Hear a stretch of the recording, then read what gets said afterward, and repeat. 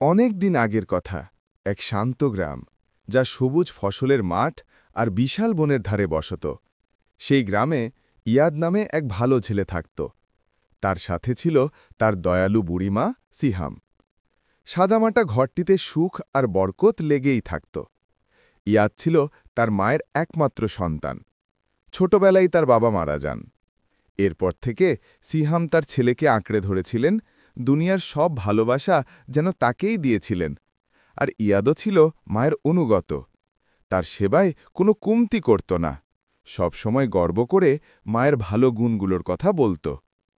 যখন মালাক নামে এক সুন্দরী মেয়ের সাথে ইয়াদের বিয়ে হল, তখন সবাই বলত, মেয়েটার ভাগ্য খুব ভালো, সে এমন ভালো স্বামী আর একজন ধর্মপরায়ণ শাশুড়ি পেয়েছে। বিয়ের পর প্রথম দিকে তাদের সংসারটা যেন স্বপ্নের মতো চলছিল। সবাই সবার খুশি রাখার জন্য চেষ্টা করত। সিহাম চেয়েছিলেন পুত্রবধূকে নিজের মেয়ের মতো আগলে রাখতে। তিনি ভালোবাসার সঙ্গে তাকে ঘরের কাজ শিখাতেন এবং ছেলেকে ভালো রাখার উপদেশ দিতেন। কিন্তু মালাকের মনে অন্য চিন্তা ঘুরত। যখনই সে দেখত ইয়াদ তার মায়ের হাতে চুমু খাচ্ছে, বা তাকে খাবার এগিয়ে দিচ্ছে, কিংবা কোনো সিদ্ধান্ত নেওয়ার আগে মায়ের অনুমতি নিচ্ছে, তখনই গোপনে তার মুখটা মলিন হয়ে যেত। সে এক ধরনের হিংসা অনুভব করত। তার মনে হতো এই বুড়ি যেন তার স্বামীর ভালোবাসার কিছু অংশ কেড়ে নিচ্ছে, যা কেবল তার একার প্রাপ্য। মালাক মনে মনে ভাবত, আমার স্বামীকে কেন উনি এত ভালোবাসেন? আমি তো তার স্ত্রী, আমাকেই তো তার সবচেয়ে আপন মানুষ ভাবা উচিত, তাই না? ধীরে ধীরে তার ভেতরের হিংসাটা একটা বাতিক বা মানসিক রোগে পরিণত হল। সে তখন একটা নিরীহ দেখতে ফন্দি আঁটতে শুরু করল, যার উদ্দেশ্য ছিল ইয়াদকে তার মায়ের থেকে আলাদা করে দেওয়া। সময় গড়াতে থাকল, আর মালাক প্রতিদিনই ইয়াদ আর তার মা সিহামের মাঝে একটা অদৃশ্য দেয়াল তোলার চেষ্টা করতে লাগল। শুরুতে সে খুব নরমভাবে স্বামীকে নালিশ করত, বলত সেই শুধু তাকে নিজের জন্য চায়। মালাক কোমল সুরে বলল, আমি যদি আপনার মায়ের জায়গায় থাকতাম, আপনি কি আমাকেও এমন করেই ভালোবাসতেন? ইয়াদ ভালোবাসার সাথে উত্তর দিল, তোমার জন্য আমার মনে অন্য রকম ভালোবাসা আছে। তুমি আমার বউ, আর উনি আমার মা। দুজনের ভালোবাসা আলাদা, কিন্তু একজন আরেকজনের পরিপূরক। ইয়াদ সহজ মনে উত্তর দিত এবং তার কথাগুলোকে ভালোভাবেই নিত। কিন্তু মালাক থামল না। সে তার স্বামীর মন আরও ভাঙার চেষ্টা করল। অন্য আরেক দিন যখন ইয়াদ তার মায়ের জন্য স্যুপ তৈরি করছিল, মালাক হালকা হেসে বলল, মনে হচ্ছে আপনি কোনো রানীর জন্য রান্না করছেন।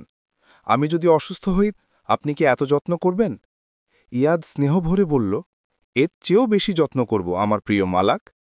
কিন্তু সে তার মায়ের দেখভালে কোনো কমতি রাখল না। সে অত্যন্ত বিনয়ের সাথে ভালোবাসা ভাগ করে নিল, যা মালাকের ভালো লাগল না। তাই সে অন্য মতলব বাড়তে শুরু করল। সে তার স্বামীকে ছোট ছোট মিথ্যে কথা বলতে শুরু করল। একদিন সন্ধ্যায় এসে তাকে জিজ্ঞেস করল, আজ তোমার দিনটা কেমন গেল? মা কেমন আছেন? মালাক মাথা নিচু করে বলল, আসলে আজ আমার মন খারাপ। আপনার মা এমন কিছু কথা বলেছেন যা আমাকে কষ্ট দিয়েছে। ইয়াদ অবাক হয়ে বলল, মা? মালাক খুব নরমভাবে বলল, তেমন কিছু না। তিনি বললেন, আমার ছেলের ভালোবাসা না থাকলে আমি এ বউকে ঘরে ঢুকতে দিতাম না। ইয়াদ গভীরভাবে ভেবে বলল, আশ্চর্য তো, মা তো এমন কথা বলেন না। হয়তো অন্য কিছু বোঝাতে চেয়েছিলেন। যতবারই মালাক তার স্বামীর মন মায়ের দিক থেকে ঘোরাতে চাইল, ততবারই ইয়াদের বুদ্ধি তাকে সন্দেহের হাত থেকে রক্ষা করল। সে মাঝে মাঝে মাথা ব্যথা বা শরীর খারাপের ভান করত যখন ইয়াদ মায়ের সাথে বেশি সময় কাটাত। সে তখন তাড়াতাড়ি মায়ের কাছ থেকে উঠে তার কাছে ফিরে আসত। আর এসব কিছুর পরও ইয়াদ দুজনকেই সমান ভালোবাসা দিত। সে জানত না যে মালাকের মনে কি গোপন পাপ লুকিয়ে আছে। তাদের বাড়ির কাছে যে বনটা ছিল, সেটা ছিল তাদের শান্তির জায়গা। প্রতি সপ্তাহে তারা তিনজন, ইয়াদ, সিহাম ও মালাক, সেখানে একসাথে যেত। তারা খাবারের ঝুড়ি নিত এবং একটি পুরাতন আখরোট গাছের ছায়ায় বসত। সেখানে পাখি গান গাইত আর মিষ্টি বাতাস তাদের গায়ে লাগত। সিহাম যখনই ছেলের দিকে তাকাতেন, হাসতেন আর বলতেন, আল্লাহর মহিমা, আমি ভাবিনি যে আমি তোমাকে পুরুষ হিসেবে দেখব এবং তুমি বনের পথে আমাকে ধরে নিয়ে যাবে আর আমি তোমার উপর নির্ভর করব। ইয়াদ মায়ের হাতে চুমু খেয়ে বলত, আল্লাহর কসম, আমার পুরো জীবন যদি আপনার সেবা করেই কাটে, তবুও তা যথেষ্ট হবে না। মালাক খুশি হওয়ার ভান করত, কিন্তু তার ভেতরে নীরব ক্রোধ তাকে জ্বালাত। একদিন যখন তারা বরাবরের মতো সুন্দর ভ্রমণে ছিল তাদের প্রতিবেশী হাসনা তাদের পাশ দিয়ে যাচ্ছিলেন এবং আলতো করে দূরের এক দিকের দিকে ইঙ্গিত করে বললেন, আপনারা জানেন, বনের শেষ দিকে কৃষকরা জমিতে সেচ দেওয়ার জন্য একটা বিরাট কুয়ো খুঁড়েছে। গর্তটা এখনও অনেক বড় আর বিপজ্জনক। আপনারা সাবধানে থাকবেন, ওদিকে যাবেন না যেন। ঠিক সেই মুহূর্তে মালাকের মাথায় বিদ্যুৎ খেলে গেল। তার চোখ দুটো বড় হয়ে গেল আর সে অনেকক্ষণ চুপ থাকল। তার মনে একটা মারাত্মক বুদ্ধি এলো, যা শয়তান শুনলেও লজ্জায় মাথা হেঁট করত। মালাক মনে মনে ভাবল, একটা কুয়ো, জনমানবহীন বন, আর সূর্য ডুবছে, জায়গাটা ফাঁকা হয়ে যাবে। এটা একটা সুযোগ, চিরতরে সিহামকে শেষ করে দেওয়ার সুযোগ। সন্ধ্যায় মালাক উষ্ণ কণ্ঠে ইয়াদের কাছে এলো যখন সে কাজের জন্য যন্ত্রপাতি ঠিক করছিল। স্বামী, কাল আমরা যদি একটু বেড়াতে যাই কেমন হয়? আমার মায়ের মন খুশি হবে। আল্লাহর কসম, তার মনটা খুব খারাপ লাগছে। বোনের জন্য মন কেমন করছে। ইয়াদ আনন্দের সাথে বলল, খুব ভালো কথা, কিন্তু আজ না, আমার অনেক কাজ আছে, কাল গেলে কেমন হয়? মালাক বিশ্বস্ততা দেখালেও মনে মনে দুঃখী হয়ে বলল, আমার খুব মুক্ত বাতাস চাই, তাই আমি তাকে নিয়ে একটু হেঁটে আসব আর রাত হওয়ার আগেই ফিরে আসব, যাতে আপনার চিন্তা না হয়। ইয়াদ তখন খুব খুশি হল এবং ভালোবাসা অনুভব করল। তুমি কত ভালো, আল্লাহ তোমাকে দিয়ে আমার জীবনে শান্তি দিয়েছেন। তুমি তাকে নিজের মায়ের মতো ভালোবেসেছ আর যত্ন নিচ্ছ। সে ঘুণাক্ষরেও জানতে পারল না যে তার কথায় যে ভালোবাসা দেখা গেল, সেটা ছিল তার পিঠের পেছনে লুকানো এক ছোরা। পরের দিন সকালে জানালা দিয়ে আলো নরমভাবে আসছিল আর পাখির মিষ্টি আওয়াজ পরিবেশকে স্নিগ্ধ করছিল। সেটা একটা ভালো ভ্রমণ হওয়ার কথা ছিল, কিন্তু সেটা ছিল এক মিথ্যা হাসির পেছনে লুকানো এক ভয়াবহ ষড়যন্ত্র। মালাক একটা সাধারণ পোশাক পরল আর সিহামের দরজায় টোকা দিল। মা, বাইরে যাওয়ার জন্য তৈরি হয় নাও। আবহাওয়া খুব সুন্দর, আমরা একসাথে একটু ঘুরে আসব। সিহাম খুশি মনে বলল, আল্লাহ তোমার মঙ্গল করুন মা, তোমার মনটা কত ভালো। আমি তো ভেবেছিলাম আজ একা থাকব। তারা একসাথে বের হল। সিহাম মালাকের কাঁধে ভর দিয়ে হাঁটছিলেন। রাস্তা ফাঁকা আর সূর্য ধীরে ধীরে নামছিল।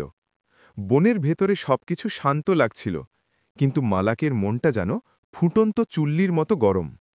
সে নরম সুরে বলল, বন কত সুন্দর, আবার স্বামী যদি সাথে থাকতেন তবে ভ্রমণটা আরও ভালো লাগত। সিহাম দীর্ঘশ্বাস ফেলে বলল, হ্যাঁ, তবে মনটা বলছে চলো ফিরে যাই। সূর্য ডুবে যাচ্ছে, রাত হলে জায়গাটা ভয়ঙ্কর হয়ে উঠবে। মালাক হালকা সুরে বলল, আর একটু হাঁটলে কি হয়? আমি আপনাকে কাছেই একটা নতুন জায়গা দেখাতে চাই। আল্লাহর কসম, আমাদের দেরি হবে না। আর কৃত্রিম পদক্ষেপে মালাক তার শাশুড়িকে সেই কুয়োর দিকে নিয়ে গেল। জায়গাটা জনশূন্য, ছায়াগুলো মাটিতে লম্বা হয়ে যাচ্ছে আর শব্দগুলো কমে আসছে। আর ঠিক সেখানেই সূর্য পুরোপুরি ডুবে যাওয়ার আগের মুহূর্তে সেই প্রতীক্ষিত সময়টা এলো। সিহাম যখন কুয়োর পাশ দিয়ে যাচ্ছিলেন, হঠাৎ মালাক তাকে আলতো করে একটা ধাক্কা দিল, যা পা পিছলে যাওয়ার মতো মনে হলো। সিহাম কুয়োর ভেতরে পড়ে গেলেন, গড়াতে গড়াতে চিৎকার করে উঠলেন, উহ, হে আল্লাহ! আর অল্প জলে পড়ে গেলেন। কুয়োর পাথরে তার হাত পা ছিলে গেল। তিনি চিৎকার করে উঠলেন, মালাক, আল্লাহর দোহাই, আমাকে বাঁচাও, আমি ব্যথা পাচ্ছি। মালাক কুয়োর উপরে দাঁড়ালো, তার চোখে মিথ্যে কান্না নিয়ে, আর কাঁপানো গলায় বলল, আমি সাহায্যের জন্য লোক ডাকতে যাচ্ছি, আপনি অপেক্ষা করুন। আসলে তার উদ্দেশ্য ছিল বাড়িতে ফিরে যাওয়া এবং ইয়াদের কাছে মিথ্যে বলা। সে বলতে চেয়েছিল যে তার মা বনে বন্ধুর সাথে দেখা করে সেখানেই থেকে গেছেন, আর সে রান্না করার জন্য ফিরে এসেছে। আর পরের দিন সকালে সিহাম কুয়োর ভেতরে মারা যাবেন। কিন্তু আল্লাহ মজলুমকে, নিরপরাধকে রক্ষা করলেন। হঠাৎ যখন সে পালানোর প্রস্তুতি নিচ্ছিল, তখন দূরে কুকুরের ঘেউ ঘেউ শব্দ শুনতে পেল, যা এদিকেই আসছিল। সে ডানে বামে তাকাতেই দেখল ৩টি বিশাল হিংস্র কুকুর, কালো সাদা রঙের, ক্ষুধার্ত চোখ নিয়ে তার দিকে ছুটে আসছে। তার রক্ত হিম হয়ে গেল। আহ! মালাক এমন জোরে চিৎকার করল যে বনের ভেতরটা কেঁপে উঠল। কুকুরগুলো তার দিকে দ্রুত এলো। একটা কুকুর তার মুখে লাফিয়ে উঠল এবং গালে দাঁত বসিয়ে দিল। অন্যটা তার পোশাকের দিকটা ছিঁড়ে ফেলল। সে তার পুরো শক্তিতে চিৎকার করছিল, আমাকে বাঁচান, আল্লাহ আপনাদের দয়া করুন। এক কৃষক তখন বাড়ি ফিরছিলেন। তিনি চিৎকারের শব্দ শুনে তার সঙ্গীকে ডাকলেন। মুহূর্তের মধ্যে তারা কয়েকজন লোক জোগাড় করলেন আর লাঠি মশাল নিয়ে সেই শব্দের দিকে ছুটলেন। তারা সেখানে পৌঁছে দেখলেন মালাক মাটিতে পড়ে আছে, মুখ দিয়ে রক্ত ঝরছে আর তার পোশাক ছেঁড়া। কুয়োর পাশ থেকে সিহামের গলা শোনা যাচ্ছিল, কুয়োর ভেতর থেকে আমাকে উদ্ধার করুন, আল্লাহ আপনাদের দয়া করুন। তারা চেঁচিয়ে উঠল, কুয়ো, কেউ সাহায্য চাইছে। সবাই জড়ো হল এবং একটা দড়ি নামিয়ে দিল, যা দেখে চোখ জুড়িয়ে যায়। তারা সিহামকে বের করে আনল। তার শরীর দুর্বল, হাত পায়ে ক্ষত আর পোশাক কাদা ও জলে ভেজা। সিহাম বললেন, আমরা হাঁটছিলাম, হঠাৎ আমার পা পিছলে গেল আর মালাক সাহায্য চাইতে গেল। মালাক তার রক্তাক্ত মুখ আর রক্তে ভেজা পোশাক নিয়ে সিহামের কথাগুলো শুনছিল আর নিঃশব্দে কাঁদছিল। যে কিনা তাকে খুন করতে চেয়েছিল, সিহাম তাকেই রক্ষা করার চেষ্টা করছিলেন। মালাক আর সিহামকে উদ্ধার করার কয়েক ঘণ্টা পর ইয়াদ দৌড়ে এলো। তার মুখ ছিল দুঃখ আর ভয়ে ভরা। কাজের জায়গায় গ্রামের লোকের কাছে খবর শুনে সে সব ফেলে ছুটে এসেছিল। যখন সে সিহামের সামনে হাঁটু গেড়ে বসল এবং তার হাতে চুমু খেল, তার গলা কাঁপছিল। আলহামদুলিল্লাহ, সমস্ত প্রশংসা আল্লাহর। আপনি সুস্থ আছেন মা? কিভাবে পড়ে গেলেন? শুনেছি আপনি কুয়োর ভেতরে ছিলেন। সিহাম তার মাথায় হাত রেখে বললেন, আমার পা পিছলে গিয়েছিল বাবা, কিন্তু আল্লাহ দয়ালু, তিনি মালাককে পাঠিয়েছিলেন সাহায্য চাইতে। ইয়াদ চারপাশে তাকাল। মালাককে দেখে সে দ্রুত তার কাছে গেল। তার মুখের অর্ধেকটা ছেঁড়া, রক্ত ত্বকের উপর শুকিয়ে গেছে, বাম চোখটা নীলচে কালশিটে দিয়ে ঢাকা। সে লজ্জায় ইয়াদের দিকে তাকাল আর তার চোখ দিয়ে জল পড়ছিল। ইয়াদ অবাক হয়ে জিজ্ঞেস করল, হে আল্লাহ, তোমার কি হয়েছে? কুকুর, তুমি সাহায্য চাওনি? মালাক আস্তে করে বলল, আমি পারিনি, আল্লাহর কসম, আমি পারিনি। শান্ত হও, আমি তোমাকে চিকিৎসার জন্য নিয়ে যাব, আর আল্লাহর রহমতে তুমি আগের মতোই হয়ে যাবে। পরের দিন সকালে সে তাকে একজন নামকরা ডাক্তারের কাছে এক দূরের শহরে নিয়ে গেল। সেখানে ইয়াদ তা ক্ষত পরিষ্কার করা এবং মন শান্ত করার জন্য বেশ কিছুদিন হাসপাতালে তার সাথে থাকল। যখন ব্যান্ডেজগুলো খোলা হলো আর মালাক আয়নায় তার মুখ দেখল, সে চিৎকার করে উঠল, এটা আমার মুখ না, এটা আমার মুখ না। তার মুখের অর্ধেকটা বিকৃত হয়ে গিয়েছিল। ছেঁড়া গাল আর কামড়ের দাগ চামড়ায় স্পষ্ট। দাগগুলো খুব খারাপভাবে কেটে গিয়েছিল, সেগুলো আর সরানো যেত না।